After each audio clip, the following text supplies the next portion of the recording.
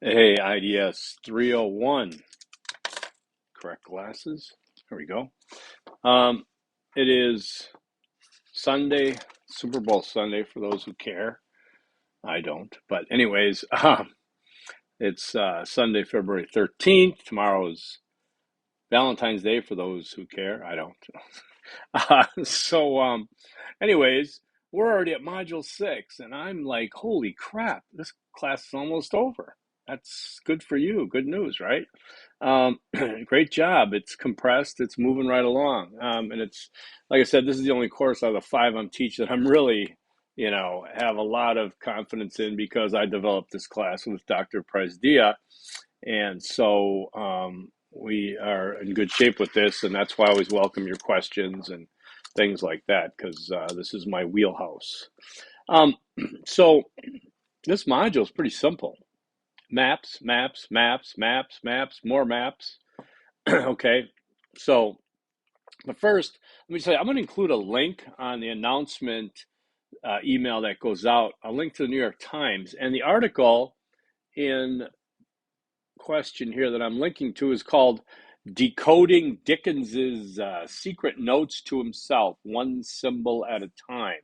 This is from the New York Times just recently, I think, yeah, February 8th. It was sent to me by Dr. Dave Wells in our department, who's on the ball with these kinds of things at IDS. And he said, here you go for people that are teaching it. And I said, yeah, I'm going to talk about it this week.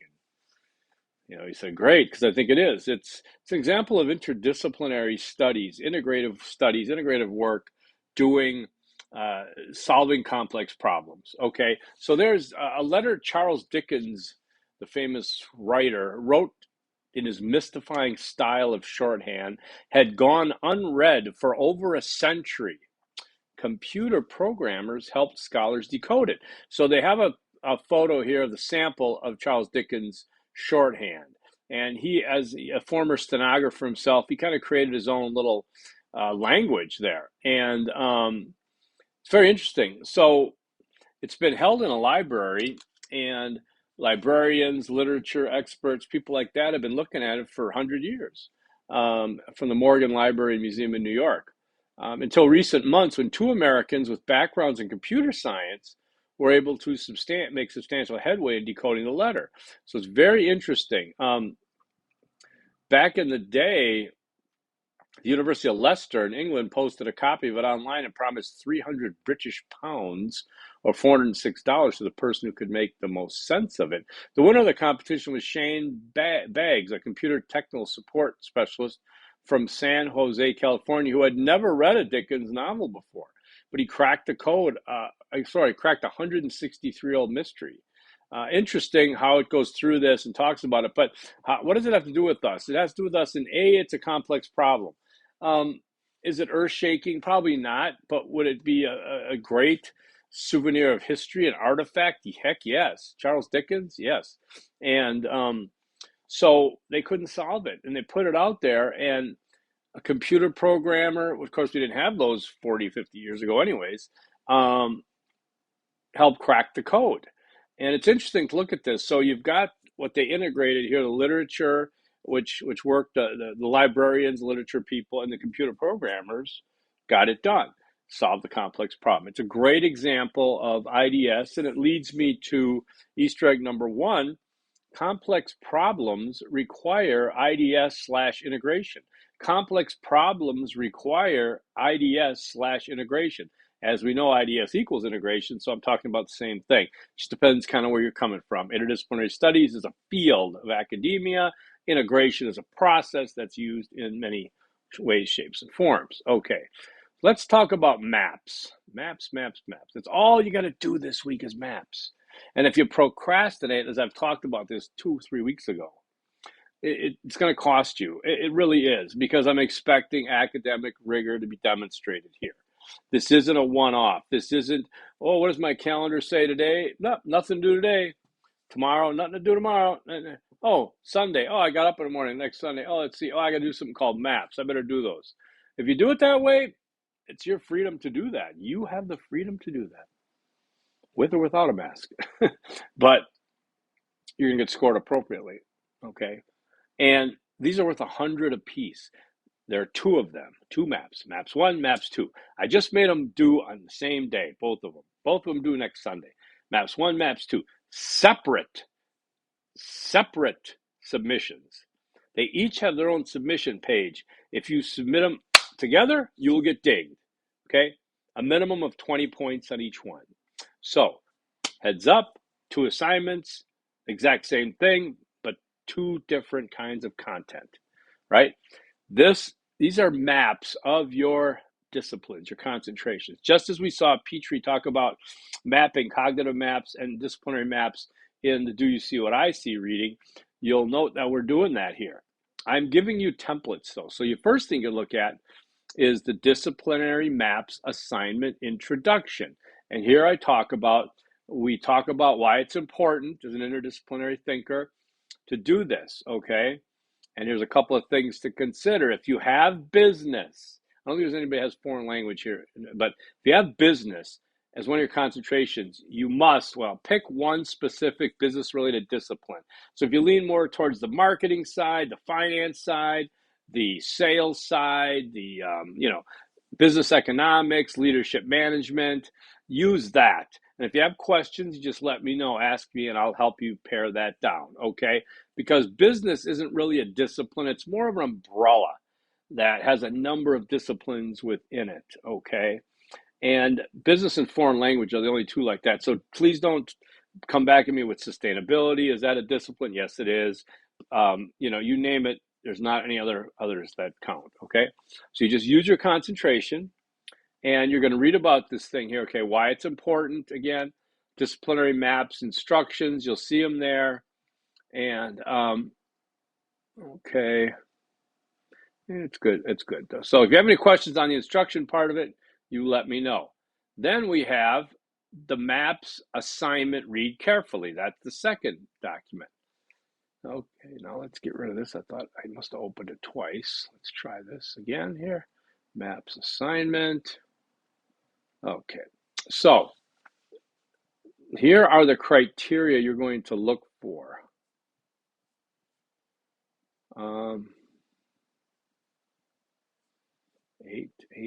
8 criteria for each maps.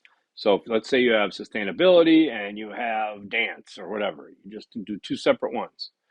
You're going to look for the description of the discipline and the subject matter, the subfields within the discipline. By subfields, now, obviously sub means underneath it, lower than it, and that's where it can confuse some students. And I give you a little wider berth there. So to me, subfields, like you call it hub fields, meaning your discipline's in the hub, and then whatever, you have other disciplines that are closely related, okay? So mathematics, I mean, yes, you could have subfields of mathematics, would be calculus or, I don't even know, but so I don't know that many, all these disciplines, but understand me, subfields, don't I think it's got to be underneath. It's just directly related to your discipline. Again, contact me if you have questions. I encourage it. Key concepts and current theories are 3 and 4. You'll notice we have added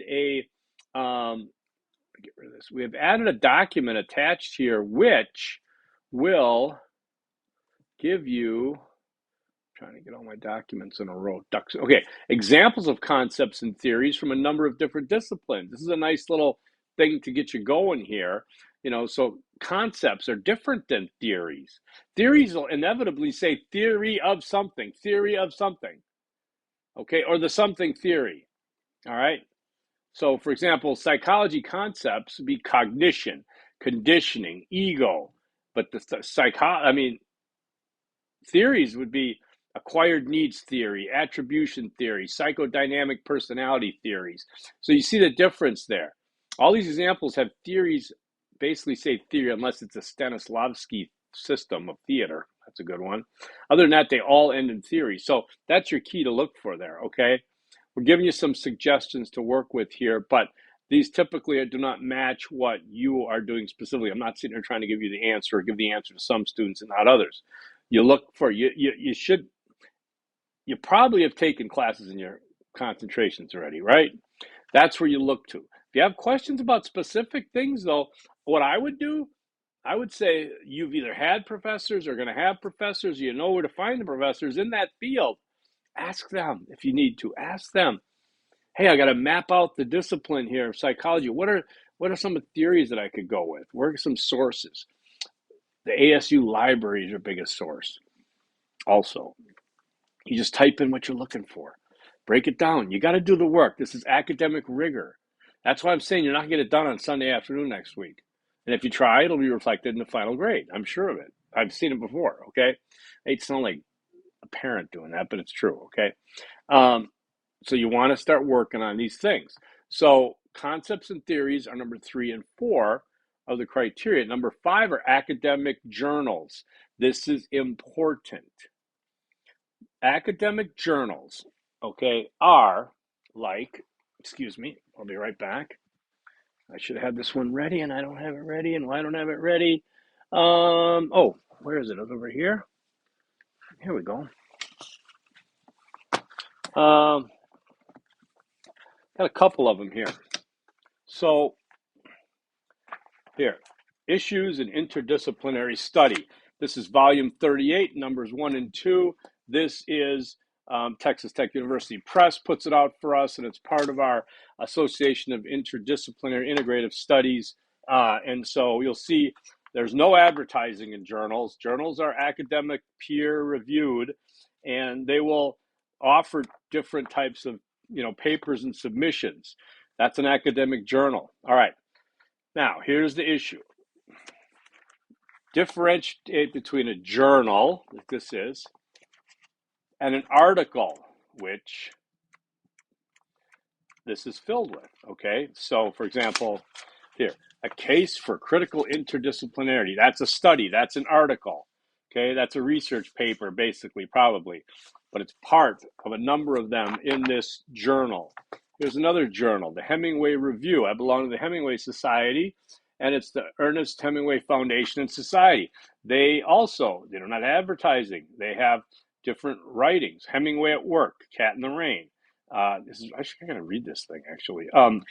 It's a review done by Ernest Hemingway literary artist. These are journals, okay?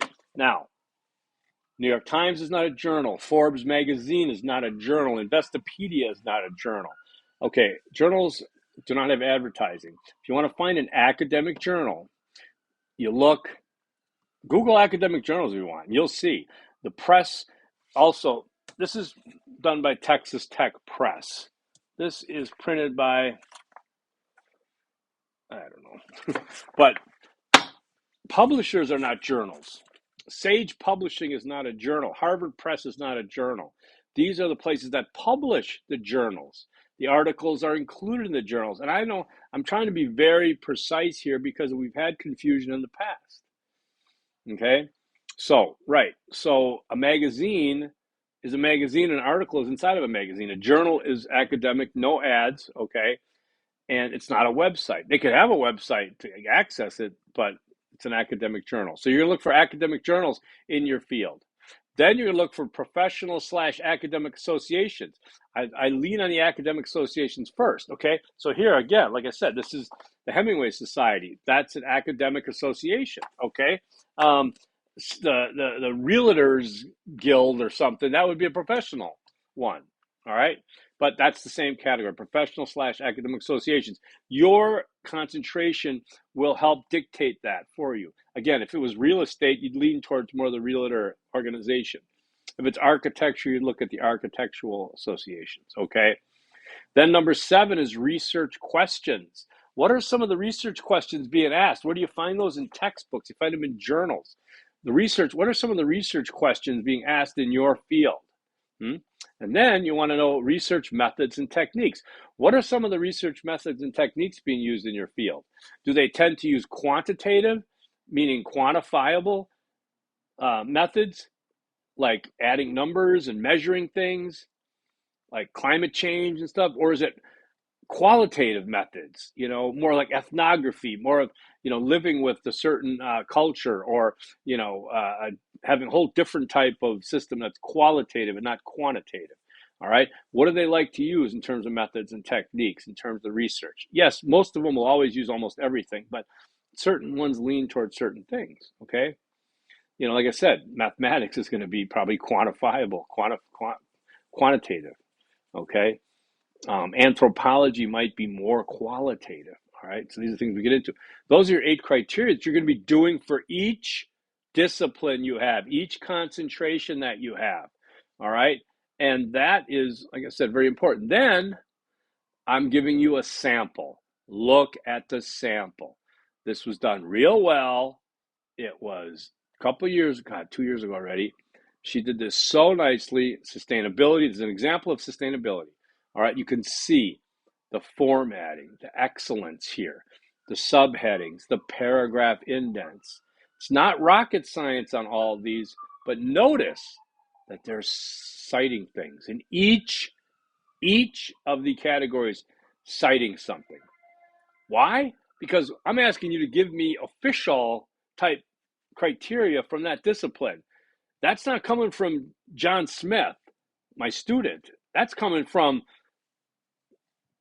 the field itself, the experts in the field. So therefore, citations are going to be required all over the place. And I also want you to take a look. So he gets down here, he or she, down to number 7, down to 8. Concise, well written. It could be longer, it's fine with me. But then they've got a very nicely done works cited page of 1, 2, 3, 4, 5, 6, 7, 8, 9, 10, 10 sources. So 9 criteria, 10 sources. That are 8 criteria, 10 sources. So academic rigor has been done. And look at how it's formatted. I've said formatting counts. I've said it before. Paragraph indents count. Okay, spelling, grammar counts. Okay, no cover page. Okay, no abstract. Just like this sample. I really want to emphasize it because I think you can do this, and I'm thinking maybe it was from me not emphasizing certain things. All right. So Easter egg number 2 is maps equals 2 grade levels. Maps equals 2 grade levels. So if you were to bomb on maps, and you were getting an A, you're down to a C. If you're getting a B, now you're done. You get a D if you didn't do them. So do them and do them well, okay? That's what I'm giving you this whole free week. I just talked to Dr. Prisdia. He thinks I'm crazy. He said, no, you just got to tell him early on. I said, I do. But he's never taught this course that he helped me develop, so he doesn't understand that. Today's day and age, I get it. Students are more reactive than proactive. All right. The good news is I find my online students to be much more proactive because you're juggling lives and jobs and kids and whatever the heck you're juggling. You have a tendency to plan better. Whereas on campus, it's a different dynamic of I got a schedule, I go to the schedule, and I can look them in the eye and try to really scare them. No. So it's just something I want to emphasize. So I think I've done that right. All right. So again, though, I want to talk about the formatting. Make sure you use academic sources. Okay. I don't want to see websites as sources unless you're linking whatever it was that's an academic source, a scholarly source. Okay? Repeating, Wikipedia is not a scholarly source. Anything that ends in pedia is not a scholarly source, including Wikipedia, encyclopedia. Please do not use a dictionary. If you start off saying the dictionary describes sustainability as blah, blah, I am dinging you because here's the deal. You're on the inside now. You're on the inside of your concentrations. You're inside academia. When you graduate, you're going to hear Dr. Crow say that you're welcome into the to the special area of where academics and scholars now. But you also have the responsibilities. You get all the rights, but you have the responsibilities. You're scholars. You work on the inside. If I'm talking to you about interdisciplinary studies, I'm not saying, well, the dictionary says interdisciplinary studies is a study of no. I'm in college. You're on the inside now. So you want to use inside sources. Just look at these site sources that this student used, okay? And you'll see the difference from a lot of it, right? If you have questions, feel free to ask me. I'm going to try to respond, again, as quickly as I can because I know a lot of students will ask me questions right when they hit that speed bump. And I want you to be able to keep going, okay? So that's important to me. I didn't think I'd go 20 minutes on this, but that's me hounding everybody. So Easter egg number 3, formatting counts, right? Formatting counts. Easter egg number 3. You guys have a great week and keep in touch. Forks up. Peace.